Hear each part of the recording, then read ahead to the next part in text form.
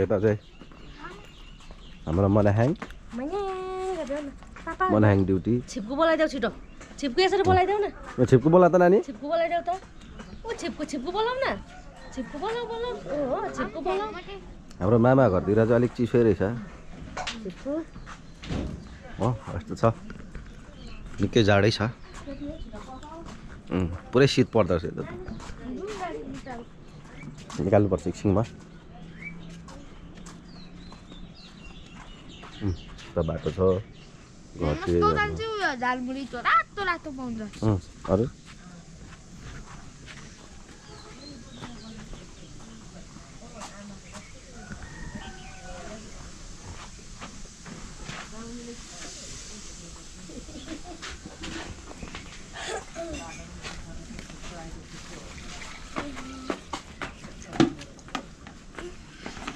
नकल पार्देऊ न नकल पार्दै त नानी नकल पार्देऊ छिटो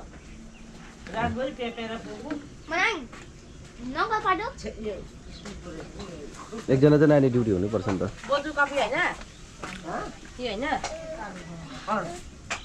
बोजूको कफी दियो ए मनाहाङ टिका लगाइदेऊ यस्तो छ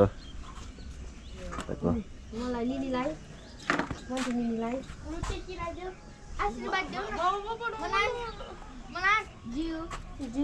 आशीर्वाद पनि दिन्छ त ठुलो सागबारीको मालिक चाहिँ उहाँ हुनुहुन्छ अहिले परि नगर है